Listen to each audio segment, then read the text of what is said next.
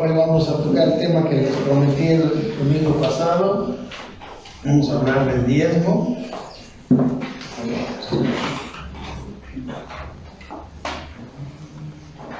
Siempre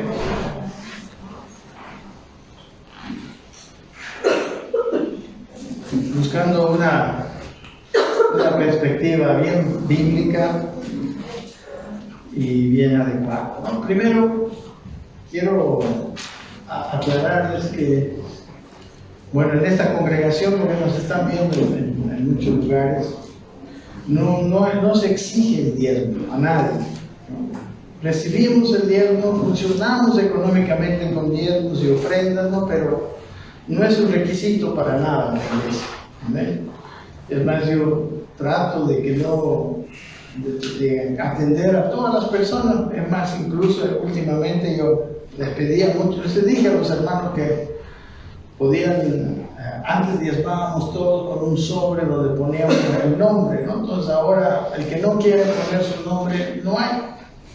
Entonces, en un sentido, el que no diezma, yo no sé quién lo diezmó, ¿verdad? Porque ya porque haya uno o dos que pongan diezmo sin nombre, puede haber sido él o puede no haber sido él, ¿verdad? Así que, en mi caso, yo creo que eso es una cuestión de conciencia personal y eso quiero dejar claro. La cuestión económica, mis hermanos, en la iglesia cristiana ha sido un tema muy atacado, muy abusado y muy desvirtuado, ¿verdad? Así como también, por ejemplo, la profecía y los profetas, ¿no? Y ambas cosas sabemos que son necesarias. Es necesario el diezmo, es necesario la economía, es necesario la profecía. La profecía es sumamente importante. El ministerio profético en este tiempo es muy importante. Pero bueno, los falsos profetas han desvirtuado. Hay gente que está vacunada contra la profecía, ¿verdad? Contra el ministerio profético, por el abuso, ¿verdad? Por el abuso. Y creo yo que necesitamos tener nosotros una perspectiva correcta, ¿no? Entonces, igual, ¿no? En esta cuestión de los diezmos y la economía, los abusos, la ignorancia escritural, la ambición, la avaricia y aún el engaño, ¿no? Han venido contra una iglesia, ¿verdad? Han venido contra la iglesia misma y es muy probable que muchas iglesias estén sufriendo por eso, ¿no? En este tema y en otros temas, porque los seres humanos somos siempre vemos el pelo en la sopa, ¿verdad? Siempre habrá 20,000 positivos y si hay uno negativo, ese es el que resalta. Entonces creo que tratar seriamente el tema es pertinente hoy y como todo tema que yo creo que debe ser tratado, debe ser dado, debe ser totalmente bíblico, ¿verdad? Estudiado, obtenido de la Biblia y de una forma correcta, de una forma contextual y responsable, ¿verdad? Y eso es lo que hoy quiero hacer con respecto a este tema, ¿no? Entonces, bueno, es un tema siempre incómodo, a mí nunca me ha gustado, realmente no lo he tratado, no sé, en esta iglesia creo que no se ha tratado, ¿verdad? De la iglesia Rey de Reyes anterior donde estábamos. Pero veo que es importante. He llegado a ver que ahora, ¿verdad? Por un lado, siento que ahora sí me guía el Señor a tocarlo. Es también muy importante porque la misma economía de cada uno de los hermanos tiene que ver con su economía y hay mucha gente con su economía muy dañada en este tiempo. Entonces, y por último también porque realmente es un tema muy recurrente en las escrituras, no el diezmo como diezmo, ¿no? Sino el asunto del dinero y de las posesiones y de la economía es un asunto muy recurrente. Vamos a empezar diciendo qué es el diezmo, ¿no? La primera pregunta que vamos a contestar, ¿qué es el diezmo? Y decirles que el diezmo, las ofrendas, las primicias tienen un tratamiento parecido en la Biblia, pero el diezmo tiene la característica es que es una medida exacta, ¿verdad? Es una medida que es concreta, ¿no? Yo no puedo decir que doy diezmo cualquier cantidad, ¿no? Es una cantidad, es el 10%, ¿no? De los, podemos decir, de los ingresos que tengo, o sea, de lo que Dios me bendice, de lo que me llega, podemos decir, para vivir, ¿no?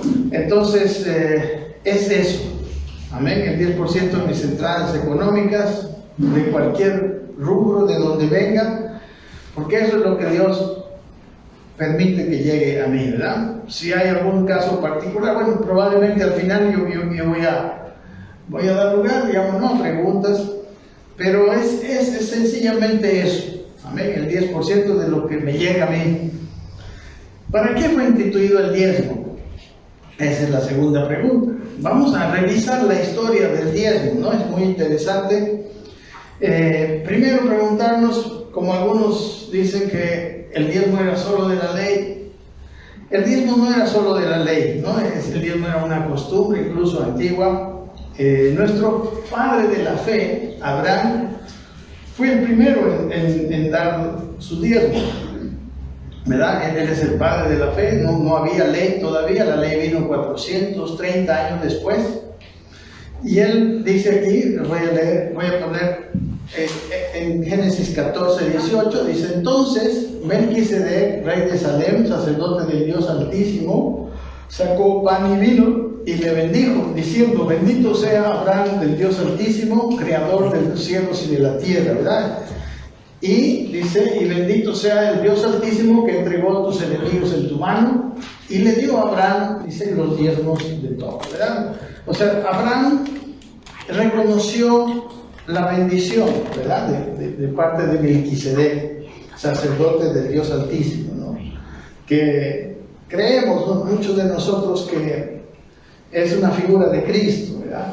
Entonces él lo reconoció por la bendición que recibió y dice, le dio a él los diezmos de todo. El Jacob, que es que después fue llamado Israel, también prometió los diezmos. Mira, en el capítulo 28 de Génesis, versículo 20, dice, ¿no?, cuando estaba él yéndose, escapándose de Saúl su hermano, porque ya había muerto su padre y su hermano había jurado matarlo, y él estaba yendo a una tierra donde no sabía cómo le iba a ir, ¿verdad? Y dice que hizo Jacob voto diciendo,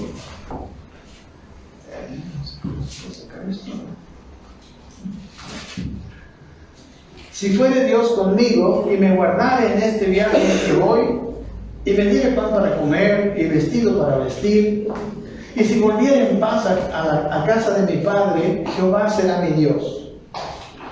Y esta piedra que he puesto por señal será casa de Dios, y de todo lo que me dieres, el diezmo apartaré para ti, ¿no? Entonces él también decidió diezmar. Todavía, ¿verdad?, no había sido instituida la ley, ni siquiera había entrado a Egipto el pueblo de Israel, que estuvo después 400 años después de haber entrado a Egipto, recién salieron, ¿verdad? Entonces, no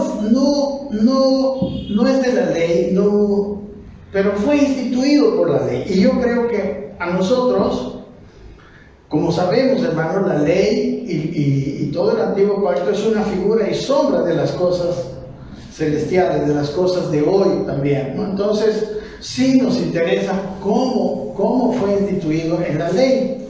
Entonces, Dios lo instituyó bajo la ley. ¿Cómo es que entró el diezmo bajo la ley, ¿no?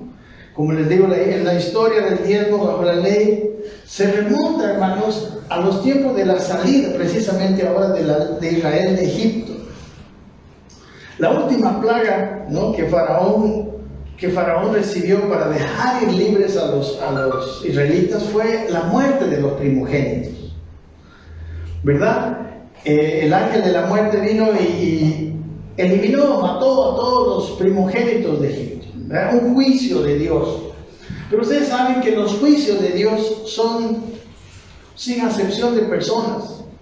¿verdad? Los egipcios eran pecadores, los hijos de los egipcios, igual los hijos de los israelitas. Entonces, el juicio debía venir para todos. Pero, ¿qué pasó? ¿Por qué los hijos de Israel no recibieron el juicio? Porque ellos sacrificaron el corderito de la Pascua, ¿verdad? El cordero de la Pascua fue inmolado precisamente en lugar de fue como Cristo para nosotros, ¿verdad? Es una figura de Cristo. Y los primogénitos de los israelitas fueron salvados, ¿verdad? Por el cordero de la Pascua, ¿no? Es interesante que esa salvación fue igual que nuestra salvación. Es una figura muy preciosa, muy correcta, ¿verdad? Porque fue por gracia, fue porque ellos creyeron, ¿verdad? El cordero pagó el precio y su sangre la pusieron, ¿no? Como indicó Dios a Moisés, en el dintel de las puertas, ¿verdad? Y cuando vino el ángel de la muerte y veía la sangre del cordero en las puertas, en esa casa no había muerte. ¿Ok? Dice en Éxodo, lo vamos a ver. Porque Jehová, dice, pasará hiriendo a los egipcios, y cuando vea la sangre del dintel y en los dos postes, pasará Jehová de aquella puerta y no dejará entrar al heridor en vuestras casas para herir.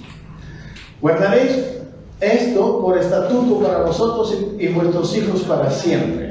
Y cuando entréis en la tierra que Jehová os dará, como prometió, guardaréis este rito, ¿verdad? El rito de la Pascua. Y cuando os dijeren vuestros hijos, ¿qué es este rito vuestro?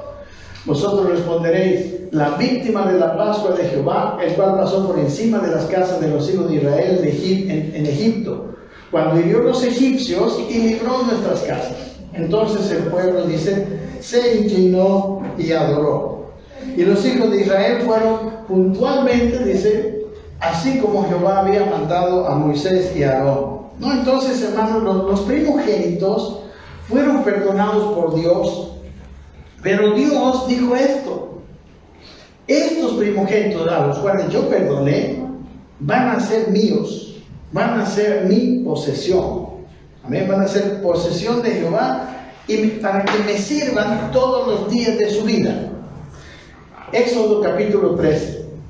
Jehová habló a Moisés diciendo: conságrame todo primogénito, cualquiera que abre matriz entre los hijos de Israel, así de los hombres como de los animales, mío es.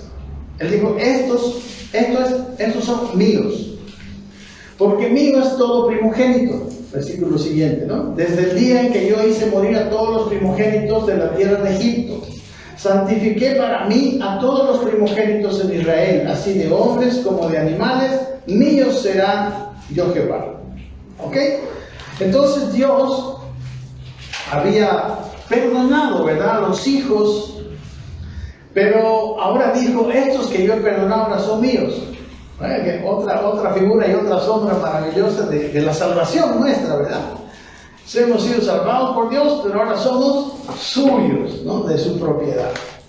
Entonces, hermanos, supuestamente, como eran suyos y debían que vivir para su servicio, todas las familias de Israel tendrían que llevar a sus hijos a servir a Jehová en el templo. Así como se acuerdan, hizo Ana con Samuel. ¿Quiénes conocen la historia, verdad? Ella llevó a Samuel y lo dejó, y Samuel fue a servir a Jehová porque ella lo había prometido. Así tendrían que hacer todas las familias en Israel. Pero ¿qué pasó? Vamos a ir en el capítulo de números 3, es un poquito más adelante de la anterior, del versículo 5, ¿no? Mire lo que dice. Y Jehová habló a Moisés diciendo: haz que se acerque la tribu de Leví y hazla estar delante del sacerdote Aarón para que le sirva.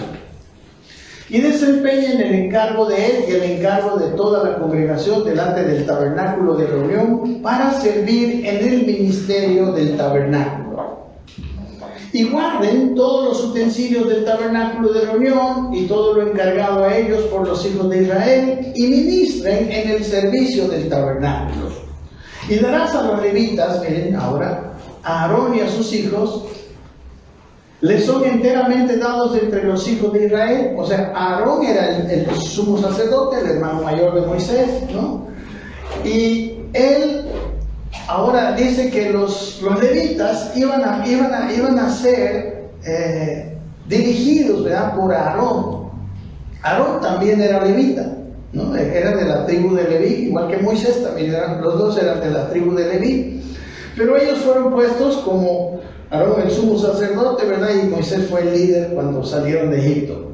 Ok, entonces dice que le dice a Moisés que dé a los levitas, a Aarón y a sus hijos, ¿no? Para que sirvan. Ellos iban a estar sujetos a Aarón y a sus hijos. Y dice, y constituirás a Aarón y a sus hijos para que ejerzan su sacerdocio, y el extraño que se acercare morirá, ¿no? Miren, esto es algo que me parece muy interesante para mí. Es muy serio esto del llamado, incluso hoy en día, ¿verdad? Tristemente hay gente que se llama a sí mismo, gente que es llamado por una organización, por otra gente, pero el llamado verdaderamente para servir fue Dios. Y era grave porque ¿qué pasaría con el extraño, ¿no? Con el voluntario, podemos decir, que vaya a servir a Dios? El extraño que se acercare morirá. Habló además Jehová a Moisés diciendo: he aquí yo he tomado a los levitas de entre los hijos de Israel en lugar de todos los primogénitos. A ver, ¿se dan cuenta? Los primogénitos eran míos, dice Dios, y ahora en lugar de ellos voy a tomar la tribu de Leví para que me sirva en su lugar, ¿no? Y yo he tomado todos los levitas entre los hijos de Israel en lugar de todos los primogénitos. Los primeros nacidos entre los hijos de Israel serán pues míos los levitas, ¿no? Entonces, en lugar de los primogénitos que eran suyos, iban a ser sustituidos por los levitas, ¿no? La tribu de Leví sustituyó a los primogénitos. Porque mío, dice, es todo primogénito, sigue diciéndolo, ¿ve? Desde el día en que yo hice morir a todos los primogénitos en la tierra de Egipto, ¿no? Santifiqué para mí a todos los primogénitos en Israel, así de hombres como de animales, míos será yo Jehová. Por eso también las primicias siempre se las llevaban a Dios, porque es un primogénito, ¿no? de los frutos. ¿Ok? Entonces, eso quiero que esté bien establecido. Entonces, hermanos, los levitas, como les digo, eran sustitutos de los primogénitos que habían sido salvados, ¿no? Y como el antiguo pacto es una figura y sombra de las cosas nuestras, los primogénitos tienen que ver también, los levitas, los encargados de ir a servir a Dios, son como una figura de los ministros que Dios ha llamado en este tiempo a servir. Miren lo que dice Hebreos 8:3. Porque todo sumo sacerdote está constituido para presentar ofrendas y sacrificios, el antiguo pacto, por lo cual es necesario que también éste tenga algo que ofrecer, hablando de Cristo.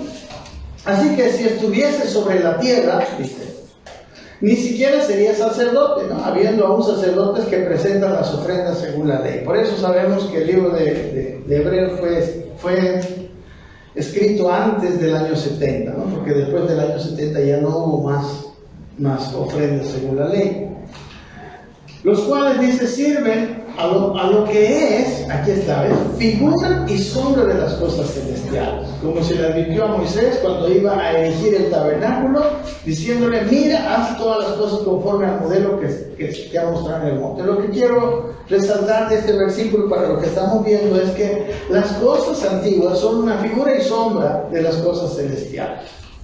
En 1 Corintios 10:11, hablando de las cosas del Antiguo Testamento, dice: y estas cosas les acontecieron como ejemplo, y están escritas para amonestarnos a nosotros, a quienes han alcanzado los fines de los siglos. Vean, todas las cosas del Antiguo Pacto no son de desechar, aunque no forman parte del Nuevo Pacto, pero han sido escritas para amonestarnos a nosotros. Amén. A nosotros, a quienes nos han alcanzado los fines de los siglos. Ok, entonces Dios, hermanos, como les digo, hoy ha llamado, como dice por ejemplo Efesios capítulo 4, a los ministros, ¿no?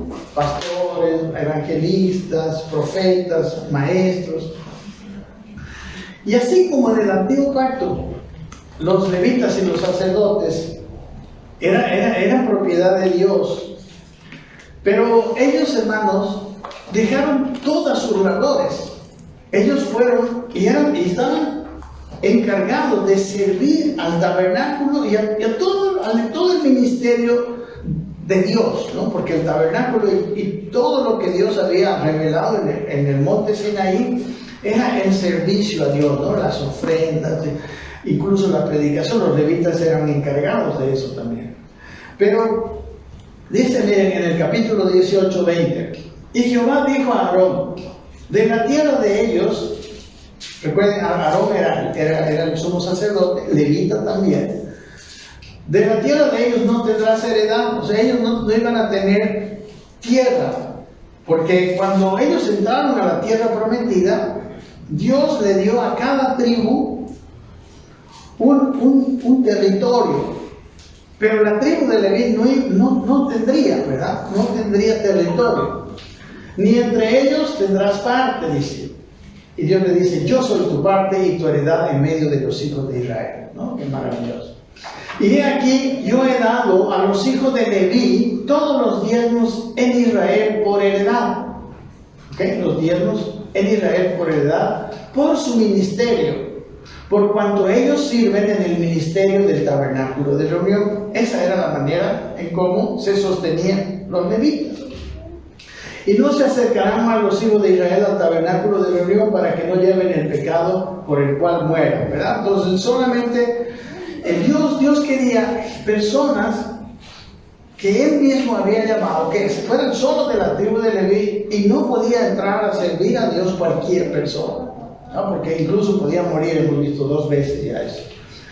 Pero dice más: los levitas harán el servicio del tabernáculo de reunión y ellos llevarán su iniquidad. Dice: estatuto perpetuo para vuestros descendientes. Y dice: y no poseerán heredad entre los hijos de Israel. No poseerían heredad, no trabajarían la tierra. Entonces su forma de sostenerse sería por los diezmos del pueblo. Dice: porque a los levitas he dado por heredad, vuelve a decir, los diezmos de los hijos de Israel, que ofrecerán a Jehová en ofrenda, por lo cual les he dicho: entre los hijos de Israel no poseerán heredad.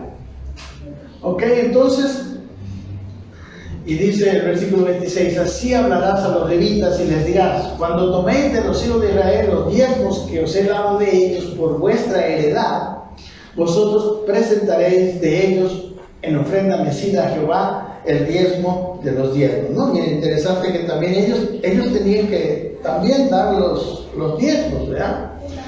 Dice, versículo siguiente: y se os contará vuestra ofrenda como grano de la era y como producto del lagar. O sea, su diezmo, que no era de su trabajo, sino que era del diezmo que habían recibido del pueblo, era contado como de los otros, ¿no? El diezmo era de la era del lagar, o sea, es de su trabajo de ellos, ¿no?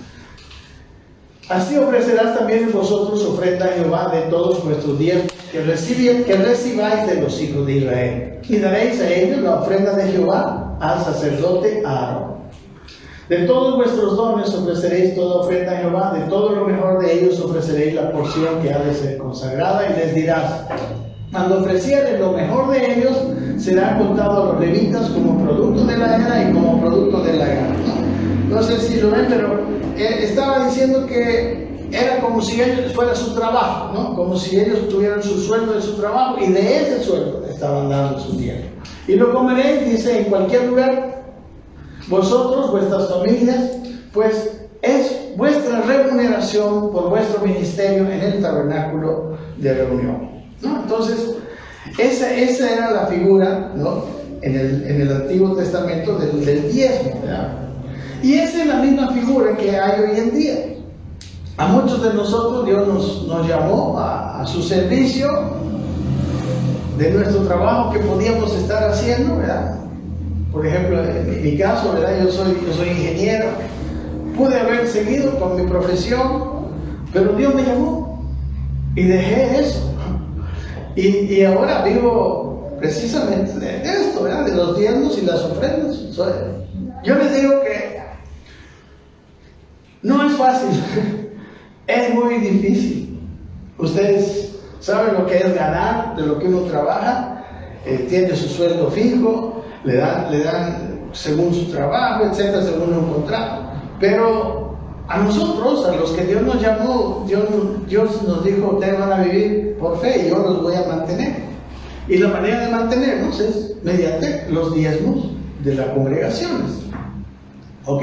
Miren lo que dice Pablo en el Nuevo Testamento. Quiero decirles, en el Nuevo Testamento, el diezmo como diezmo, así como en el Antiguo Testamento, no está constituido así. Digamos, es así. Pero nosotros creemos, ¿verdad? Estamos seguros que el nuevo pacto es una figura y sombra de las cosas. El antiguo pacto es una figura y sombra de las cosas celestiales. En 1 Corintios capítulo 9 dice lo siguiente Pablo. Pregunta, ¿quién fue jamás soldado a sus propias expensas? ¿Ya? O sea, está haciendo una pregunta, ¿quién es soldado? A ver, ¿quién, digamos, sirve, por ejemplo, en nuestra tierra, ¿verdad? ¿Quién es un militar y se mantiene a sí mismo trabajando? ¿Verdad que no? Los militares tienen un sueldo del Estado. Eso estaba diciendo aquí. ¿Quién planta viña y no come de su fruto? ¿O quién apacienta el rebaño y no toma la leche del rebaño? Estas son tres preguntas retóricas. Sigue preguntando retóricamente. Dice, ¿digo esto solo como hombre? ¿No dice esto también la ley? O sea, dice, ¿será que yo lo digo de mí mismo? ¿O es que está en la ley? Porque, dice el siguiente 9, porque en la ley de Moisés está escrito. Había una escritura que decía, no pondrás bozal al buey que trilla. Y recuerden, es una figura de las cosas celestiales. Y pregunta, ¿tiene Dios cuidado de los bueyes? O sea, ¿es para que coman los bueyes esta ley? ¿O lo dice, pregunta, enteramente por nosotros? Pregunta. Y luego dice, pues por nosotros se escribió, porque con esperanza debe arar el que ara, y el que trilla con esperanza de recibir del fruto. Y pregunta, si nosotros sembramos entre vosotros lo espiritual, dice, ¿es gran cosa si segáramos de vosotros lo material? Si otros participan de este derecho sobre vosotros, ¿cuánto más nosotros? Pero no hemos usado de este derecho, sino que lo soportamos todos por no poner ningún obstáculo en el Evangelio de Cristo. ¿Verdad? Hemos estado viendo con todos los que hemos leído, hemos estudiado la carta a los Corintios, que Pablo cuando fue a Corinto, él dijo, yo no voy a recibir nada de ustedes. ¿Por qué? Porque no quería, porque los Corintios, ustedes saben, era una iglesia muy difícil, muy carnal, y él para ir a trabajar en Corintios recibía los diezmos de los de Macedonia, ¿verdad? De otro lugar, ¿no? Como por ejemplo de los filipenses, de todas las ciudades, para ir a servir a los corintios. Y a los corintios les digo, no. Pero sí había derecho, ¿verdad? Él aquí muestra que tenían derecho. Dice el versículo siguiente, ¿no sabéis que los que trabajan en las cosas sagradas comen del templo? Y los que sirven del altar participan. ¿Ya? Recuerdan, en el antiguo pacto llevaban sacrificios, corderitos, y de ahí participaban ellos. Así también ordenó el Señor a los que anuncian el Evangelio que vivan del Evangelio. ¿Verdad? Entonces, este es un versículo muy clarito, y claro, eso es lo que estamos haciendo, ¿verdad? En mi caso y en el caso de muchos pastores, de los cuales, pues, de verdad, algunos son realmente llamados por Dios, otros quizá no. Yo solamente puedo decir esto de mí mismo, ¿no? Yo estoy seguro de su llamado, y también estoy seguro de eso porque realmente si yo no hubiera estado seguro de ese llamado, jamás hubiera dejado mi trabajo para dedicarme a vivir de esta manera, ¿verdad? Porque se los aseguro, no se quieren cambiar ustedes de su manera de vivir para vivir como un llamado. Solamente tiene que haber una seguridad, una certeza en el corazón para eso. Entonces, hermanos, los que hemos sido llamados a tiempo completo en la predicación del Evangelio, estamos viviendo del Evangelio, como dice el apóstol Pablo. Ahora, yo quiero mostrarles que el diezmo es una medida razonable hoy en día. ¿Por qué? Miren, en Israel ¿cuántas tribus eran? 12 tribus, ¿verdad? De las cuales, con sus diezmos, 11 de ellas que trabajaban normalmente tenían que sostener a una tribu, ¿verdad? A la tribu de Leví. Entonces, más o menos, a los que saben más o menos calcular, ellos tendrían, digamos, los levitas tendrían como el promedio de los sueldos de toda la gente, algo así, no sé si se puede ver, tendrían en un promedio, es más del 1.1%, ¿verdad? O sea, 1.1 veces. Pero como ellos tenían también que dar su diezmo, así que quedaban exactamente con el promedio de los sueldos de los demás, ¿verdad? Entonces, en un sentido, hermanos, es algo bastante, podemos decir, razonable, bastante lógico, que la economía de los levitas sería igual que la economía del promedio de la gente, ¿no ven? Y Dios sabía por qué. Por eso también, si ustedes ven de las ofrendas, de las primicias, de todas las cosas, no hay especificada en la Biblia una cantidad fija. Pero de lo único que Dios ha especificado una cantidad física es del diezmo, ¿verdad? El diezmo es un 10%. Es una cantidad física y más o menos es algo razonable en Israel. Y hoy en día debería ser en la iglesia, ¿no? Entonces, supuestamente, un pastor podría ser sostenido por 10 familias, digamos, ¿no? La familia pastoral podría ser sostenida por 10 familias y ese pastor ganaría el promedio de lo que ganan esas 10 familias. Habría pobre, rico, entonces los diezmos se suman en promedio más o menos, ¿verdad? De los sueldos de las 10 personas. Esa es la forma y el plan de Dios, ¿no? Pero lamentablemente, estudios que se han hecho hace algunos años dicen que de la iglesia cristiana, las personas que, o sea, de los que asisten, podemos decir, a las iglesias, fielmente diezman entre un 4 y un 6%. O sea, de 100 familias, 4 a 6%, 4 o 6 diezman, según un estudio hecho en todos los países cristianos, ¿verdad? Una encuesta que se da. Entonces, hermanos, ya con esto podemos ver cuántas familias tendría que ministrar un pastor para tener, digamos, un sueldo como cualquier persona, ¿verdad? Porque claro, también las necesidades son iguales, ¿verdad?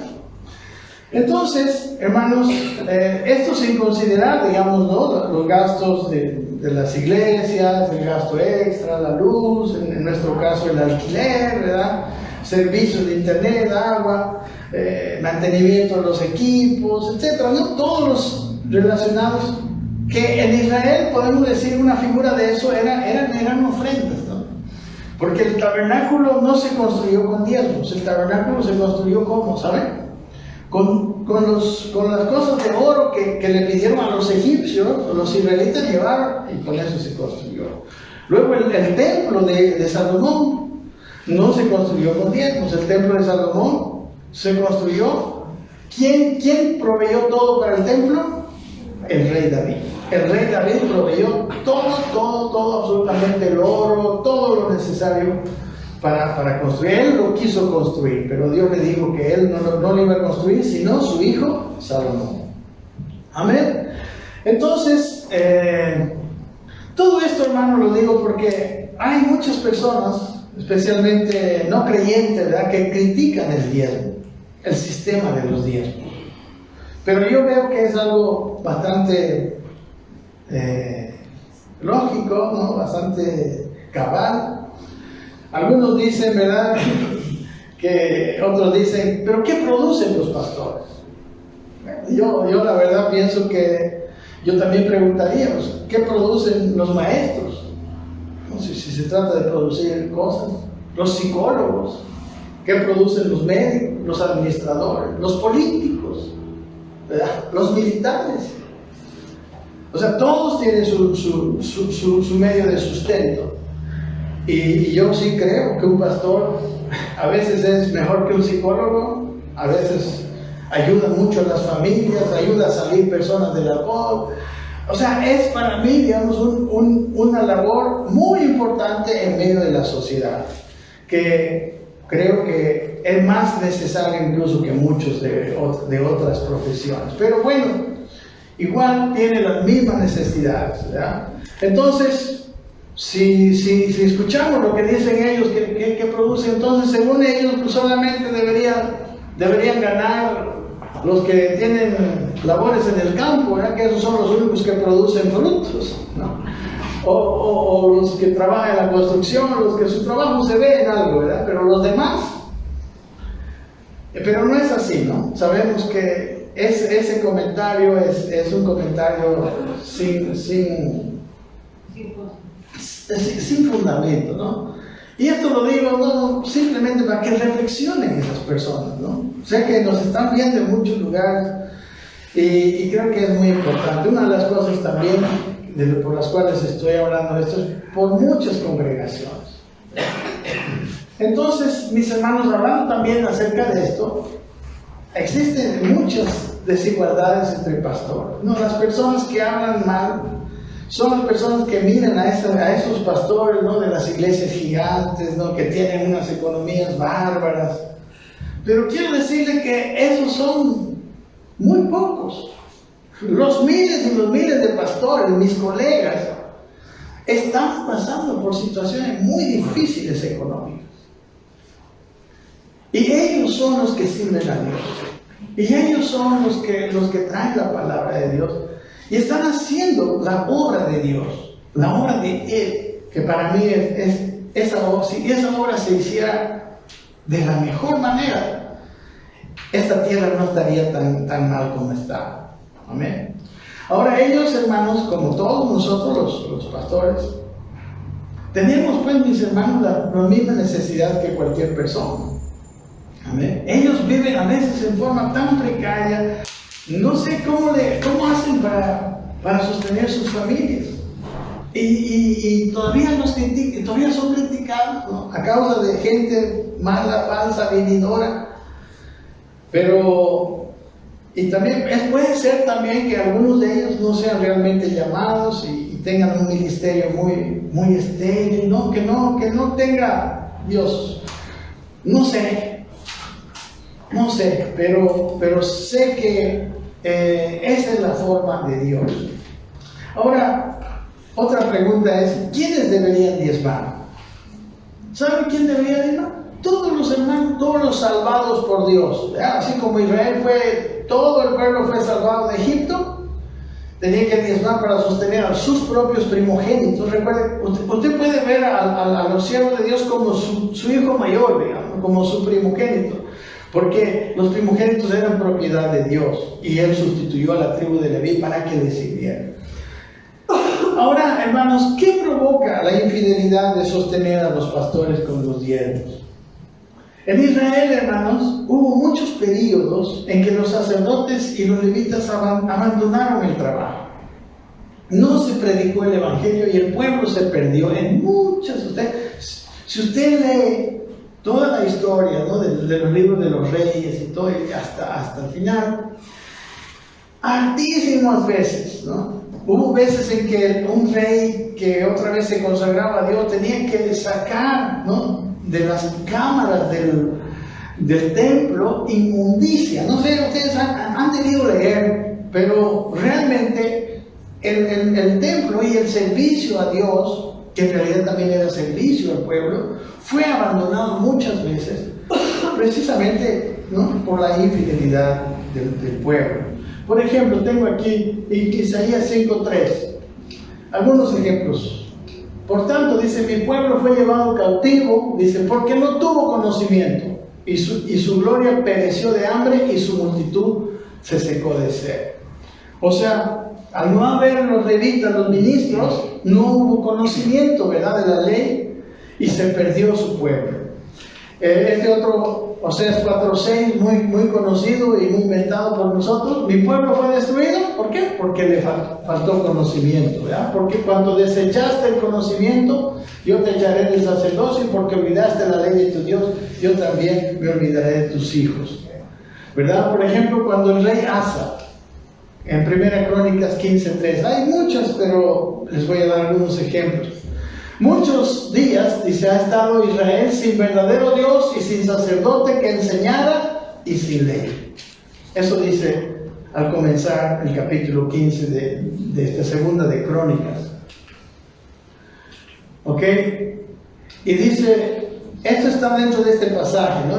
En 2 Crónicas 15:1, vino el Espíritu de Jehová sobre Azarías, hijo de Obed, y salió al encuentro de Asa y le dijo, oídme Asa y todo Judá y Benjamín. Dice, Jehová estará con vosotros si vosotros estuvierais con él. Y si le buscareis, será hallado de vosotros. Mas si le dejareis, él también os dejará. Muchos días ha estado Israel sin verdadero Dios y sin sacerdote que enseñara y sin ley. Pero cuando en su tribulación se convirtieron a Jehová Dios de Israel y le buscaron, él fue hallado de ellos. En aquellos tiempos, dice, no hubo paz ni para el que entraba ni para el que salía, sino muchas aflicciones sobre todos los habitantes de las tierras. ¿Ok? Y dice, y una gente destruía a otra y una ciudad a otra ciudad, porque Dios los turbó con toda clase de calamidades.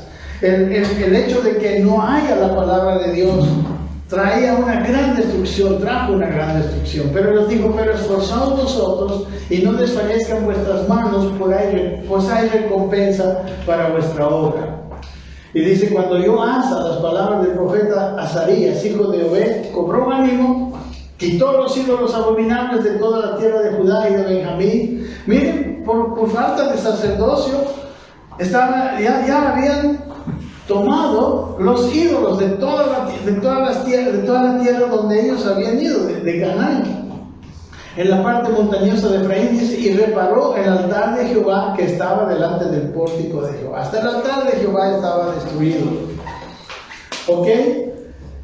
Entonces, hermanos, si ustedes escudriñan, se van a sorprender de cuántas veces sucedieron estas cosas como le sucedió al rey Asa. Y de hecho, termina el Antiguo Testamento con la destrucción del templo, con el fracaso de Israel.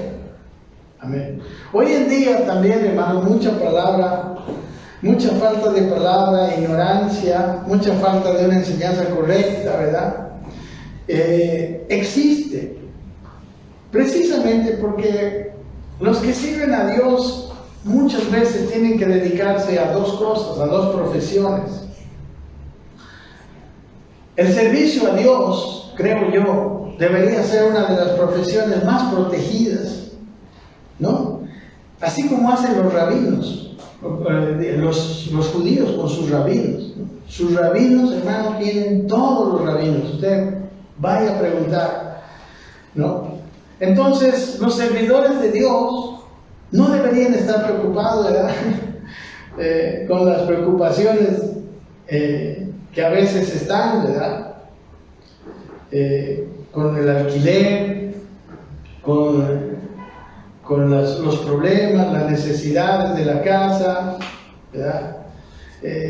Si llega ya el día del pago del alquiler, como les decía, la salud de sus hijos, la buena ropa, los gastos médicos, dentista, buena comida, ustedes saben, etcétera, etcétera, que son todos los gastos normales de cualquier persona. Por eso, hermanos, Dios, conociendo esta realidad y que fue para mí una de las causas más importantes del fracaso, ¿verdad? Porque si no hay nadie que sirva a Dios de una manera real, de una manera libre, es más, ellos no podían trabajar. Es más, tenían incluso, hermanos, en su vestimenta, su ropa interior era de lino, especialmente cuando ellos entraban al servicio, ¿verdad? Cuando les tocaba el turno en el tabernáculo, porque dice, porque no vestirán ropa que les haga sudar. Ellos tenían otro tipo de trabajo, pero ese otro tipo de trabajo traía el bien a Israel, no como en el tiempo de Asa, donde empezaron a matarse. El pueblo de Israel era un desastre, y los otros pueblos igual, ¿verdad? Como los otros pueblos no hay, digamos, por qué extrañarnos, pero el pueblo de Israel era el pueblo de Dios que tenía la ley. Hoy en día, tristemente, los muchos cristianos, hermano, tienen un testimonio tremendamente malo afuera. Y gran parte, yo lo creo, es que sucedió lo mismo que había sucedido allá. Por eso, hermanos, vamos a terminar leyendo. Al finalizar el Antiguo Testamento, el último libro, que se llama el libro de Malaquías, un libro bien sacado a veces de contexto y mal interpretado, y, como les digo, no mal abusado, leído sin pericia, ¿verdad? Sin preparación. Miren, el libro de Malaquías es uno de los libros más citados en el Nuevo Testamento para esto de los diezmos. Y recuerden, es el último libro. Y yo sí pienso que eso también, de que esté al último y de que fuera él el último profeta, sí tiene que ver con nosotros, con el Nuevo Testamento. Entonces, miren lo que dice el primer capítulo, primer versículo de Malaquías. Profecía de la palabra de Jehová contra Israel, por medio de Malaquías. Yo os he amado, dice Jehová, y dijisteis, ¿en qué los amaste? Dice, no era Esaú, hermano de Jacob, dice Jehová, y amé a Jacob. Y bueno, Dios primero les dice, lo primero que hace en este libro de Malaquías es decirle, yo les amo. ¿Amén? Yo les he amado. Ahora, el problema del pueblo de Israel era que decían, ¿en qué nos amaste? O sea, ellos no veían el amor de Dios. Ellos no veían que Dios les amaba. En el capítulo 4 dice que, por ejemplo, él no les proveía porque ellos le habían robado en los diezmos y las ofrendas. Entonces, para los israelitas, ¿en qué nos amaste? ¿Te ama Dios? Mire que la primera cosa que nosotros, como cristianos, debemos de estar seguros es de su amor. Él nos ama. Amén. Nos ama profundamente. Ya lo demostró en la cruz. Y hoy en día, en todas las cosas. Amén. El versículo 6, por ejemplo, dice, estas son las cosas que Dios le reclama al pueblo. Dice, el hijo honra al padre, dice, ¿no? Y el siervo a su señor. Y él dice, sí, pues yo soy padre, ¿dónde está mi honra? Y si soy señor, ¿dónde está mi temor? Dice Jehová de los ejércitos, a vosotros, oh sacerdotes, que menospreciáis mi nombre, y decís, ¿en qué hemos menospreciado tu nombre? No sabían en qué habían menospreciado su nombre. Pensaban que el servicio a Dios o la actitud hacia Dios podía ser cualquiera. Y dice, en que ofrecéis, dice, sobre mi altar, pan inmundo. Ustedes saben que en el altar, en el lugar santo, había una mesa que se llama la mesa de los panes de la proposición, y en esa mesa habían panes que debían ser renovados todos los días, ¿no? Y según la ley debían ser panes hechos fresquitos, recién hechitos, todos los días. Pero ¿qué llevaban ahí? Pan inmundo, ¿no? Pan viejo, pan ya mojosado. Claro, como es para Jehová. Y todavía le decían a Dios, ¿en qué te hemos menospreciado? En que pensáis que la mesa de Jehová es despreciable. Y cuando ofrecéis el animal ciego para el sacrificio, pregunta, ¿no es malo? Asimismo, cuando ofrecéis el cojo o el enfermo, ¿no es malo? Y dice Dios, preséntalo pues a tu príncipe. O sea, presenta eso a tu jefe, ¿no? A una persona que dice, ¿acaso se agradará de ti o le serás acepto? Dice Jehová de los ejércitos. O sea, hermanos, miren, Lo que está diciendo aquí es, Dios debe ser el primero en nuestros corazones. Debe ser al que más que nada, más que a nadie, le amamos, le respetamos, le bendecimos y le servimos. En aquel tiempo el servicio era todo esto, ¿verdad? Ofrecían sus sacrificios y tenía que ser el primogénito, tenía que ser el más gordito, pero ellos llevaban ¿a quién? Al ciego, al enfermo, al cojo, ¿verdad? Lo que no sobra para Dios. Ahora pues dice, orad por el favor de Dios, dice, para que tenga piedad de nosotros. Pero ¿cómo podéis agradarle si hacéis estas cosas? Dice Jehová de los ejércitos. ¿Quién también hay de vosotros que cierre las puertas o alumbre mi altar de balde? Dice, yo no tengo complacencia en vosotros, dice Jehová de los ejércitos, ni de vuestra mano aceptaré ofrenda. Una cosa, hermanos, que está claro para mí, es que si alguno de ustedes va a ser un diezmador, tiene que hacerlo de corazón. Tiene que hacerlo con amor a Dios, tiene que hacerlo con todo su corazón. Porque si no, miren qué pasa. Yo no aceptaré de vuestra mano. Amén. Si usted no tiene esa actitud, no es acepto su diezmo ni nada de lo de usted. Si Dios no es lo principal. Me encantaría ver todo el libro porque es maravilloso, es precioso este libro de Malaquías, ¿no? Porque dice, miren lo que dice Dios, porque desde donde el sol nace hasta donde se pone, es grande mi nombre entre las naciones, y en todo lugar se ofrece a mi nombre incienso y ofrenda limpia, porque grande es mi nombre entre las naciones, dice Jehová de los ejércitos. Pero las otras naciones honraban a Dios, pero su pueblo no. Qué contradicción, ¿verdad? Qué contradicción. Las otras naciones, para las otras naciones Dios era grande, pero lo de su pueblo le dejaban lo último, lo más feo, lo que no hay. Y llega aquí este libro de Malaquías al capítulo 3, que es el lugar de los diezmos. Miren, 3:6. Dice Dios, porque yo Jehová no cambio, por eso hijos de Jacob, dice, no habéis sido consumidos, ¿no? Interesante que no les dice hijos de Israel, ¿verdad? Sino hijos de Jacob, que era la misma persona, pero su primer nombre fue Jacob, ¿no? Cuando le dice hijos de Jacob, no les está diciendo cosa buena, ¿verdad? Aunque les está hablando a los mismos. Dice, entonces, hermanos, una de las cosas que es interesante, Dios no cambia. Él no cambia y nos amaba, como al comienzo les dijo. Por eso no han sido consumidos. O sea, es posible que mereciéramos que se nos consuma, pero no. Amén. En el Antiguo Testamento hay cosas que cambian, otras que no cambian, ¿no?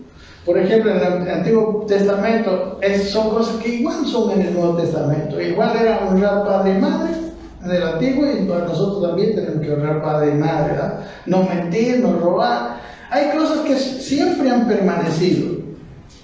Igual también es el sostener a los ministros, porque estamos hablando de esto, ¿verdad? Yo estoy seguro que esto es así, ¿no? Y me da pena, hermanos, a veces que, digamos, la miseria en que se ve en muchas congregaciones, muchas iglesias.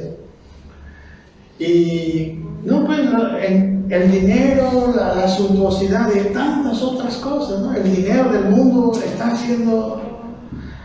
Este mes que pasó, el mes de junio, el mes del orgullo gay, yo he visto por los mejores canales las propagandas del orgullo gay. ¿Cuánto dinero se gasta en eso? Y yo creo que la iglesia de Dios, del Señor, trae mucho más beneficio a esta sociedad. Amén. Pero está limitada. Y no solamente está limitada porque está limitado el obrero, están limitados todos los demás. Porque usted tiene una economía natural. Porque si usted quiere tener una economía sobrenatural, tiene que aceptar lo que dice Dios. Mire cómo lo dice Dios. Desde los días de vuestros, versículo 7, si te lo tiene. Desde los días de vuestros padres os habéis apartado de mis leyes y no las guardasteis. Volveos a mí, y yo me volveré a vosotros, ha dicho Jehová de los ejércitos. Mas dijisteis, ¿en qué hemos de volvernos? Miren, eso es lo más triste, no solamente de los israelitas, sino de cualquier persona. Ellos pensaban que estaban bien. ¿En qué nos amaste? ¿No? ¿En qué te hemos menospreciado? Y aquí, ¿en qué hemos de volvernos? Dios nos trae la lucidez, ¿verdad? Para mirar nuestro corazón. Cuando nosotros no amamos a Dios en primer lugar, cuando Él no es lo primero, lo mejor de nuestra vida, todavía le preguntan, ¿en qué hemos de volvernos? Dice, ¿no? Mas dijisteis, ¿en qué hemos de volvernos? Dice el versículo siguiente, ¿robará el hombre a Dios? ¿No? Esa era otra pregunta de ellos. Pues vosotros me habéis robado. Y dijisteis, ¿en qué te hemos robado? En vuestros diezmos y ofrendas. ¿No? En que en realidad los diezmos y las ofrendas, como toda cosa, Dios dice que es suyo. Amén. Y cuando sus hijos no los dan, están, ¿cómo les diré? Están usando mal, están malversando el dinero que es de Él. Amén. Es de Él el dinero. Porque es para su obra. Amén. Para la obra del Señor y para el sostenimiento de sus ministros. Amén. Él declara. Por eso Él dice que cuando nosotros lo damos es como si estuviéramos robando. Y luego yo pregunto, ¿cómo podemos pedirle a Dios algo que nos bendiga económicamente si Él siente que se siente robado por los que le piden? O sea, no sé cómo, qué sentimientos encontrados habrá en el corazón de Dios. Yo aquí también pienso que ahí podemos explicarnos por qué muchas veces nuestra economía está estancada, está trancada. Porque desde nuestro sentir hasta nuestro actuar, muchas veces no es fiel. Versículo 9 dice, mire lo que le dice, malditos sois por maldición, porque vosotros, la nación toda, me habéis robado. O sea, Dios, yo no creo que sea una maldición que Dios, sino que la maldición viene cuando Dios no es nuestro Dios simplemente, cuando Él se aleja de nosotros. Él no tiene que hacer que venga un rayo y nos parta. Él simplemente, cuando Él no está en nuestras vidas, cuando Él no es el Señor y no es grande y no le amamos, va a venir maldición. Es una consecuencia directa.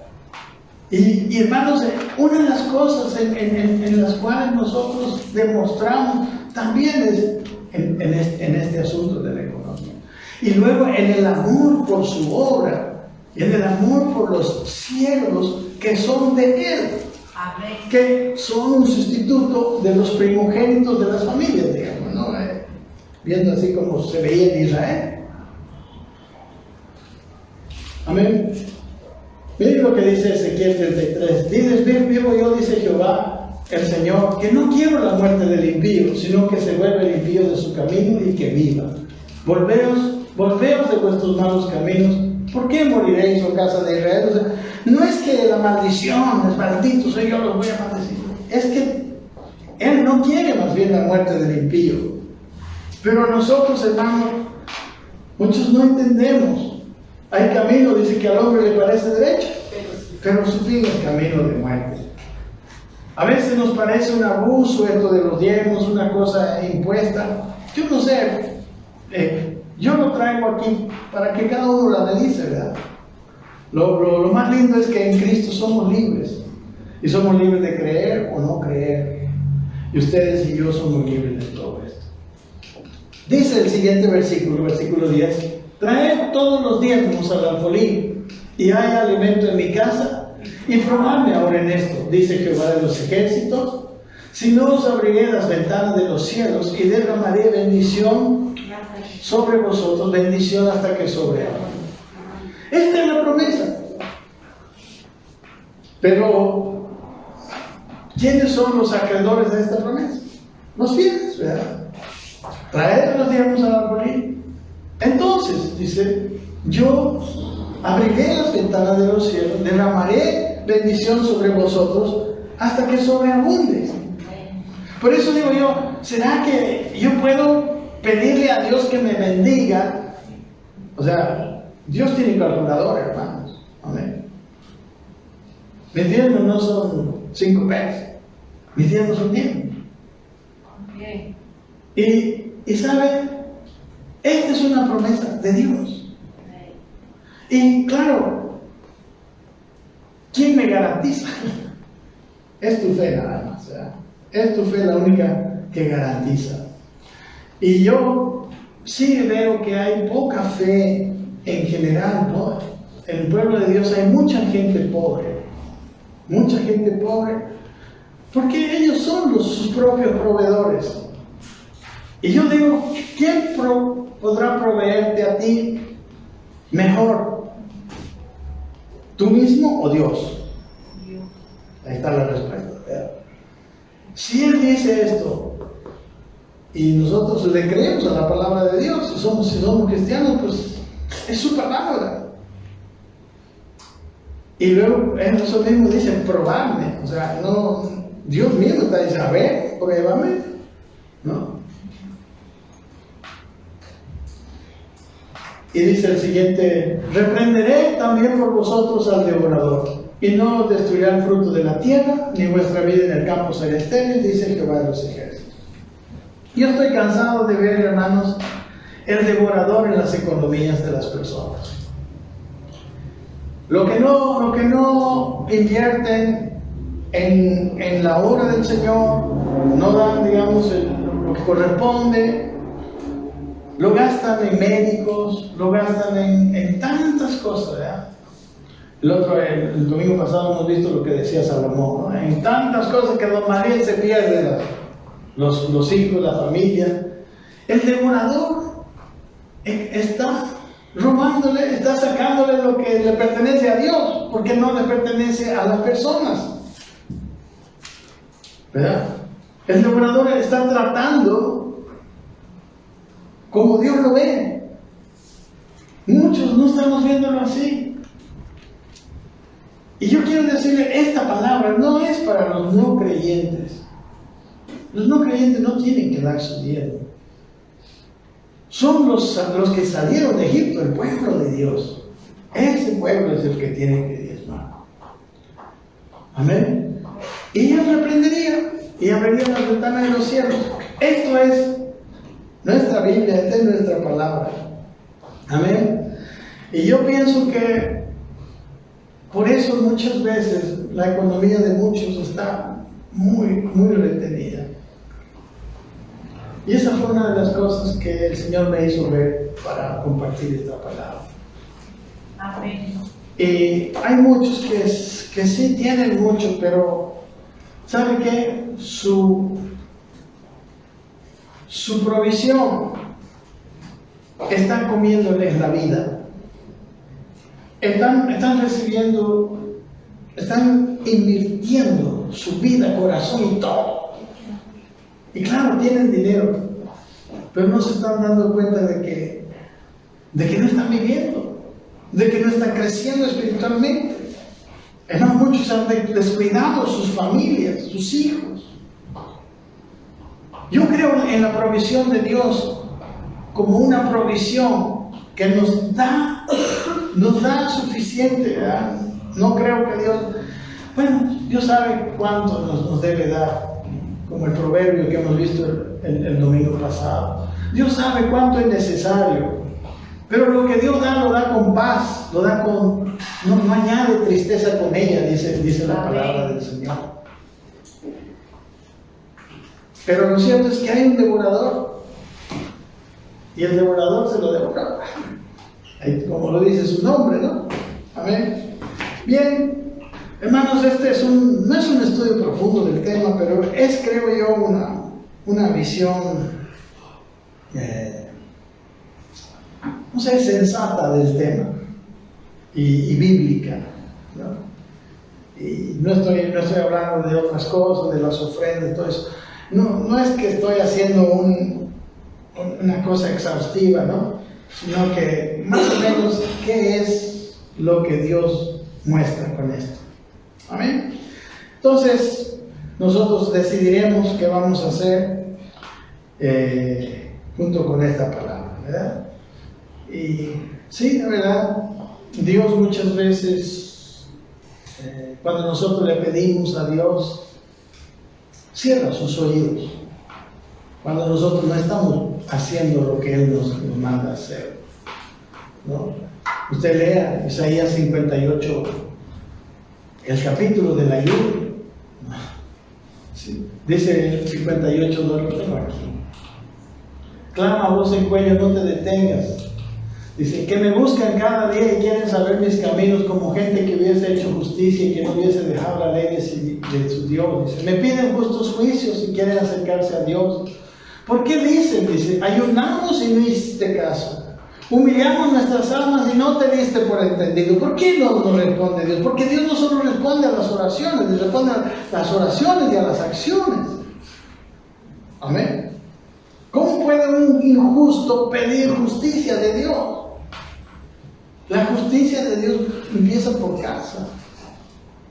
Amén. He aquí que en el día de vuestro ayuno buscáis vuestro propio gusto y oprimís a todo vuestro trabajo. Y así sigue el capítulo, donde Dios dice que muchas veces hace oídos sordos a nuestras peticiones, cuando nosotros no le entendemos y no le queremos obedecer.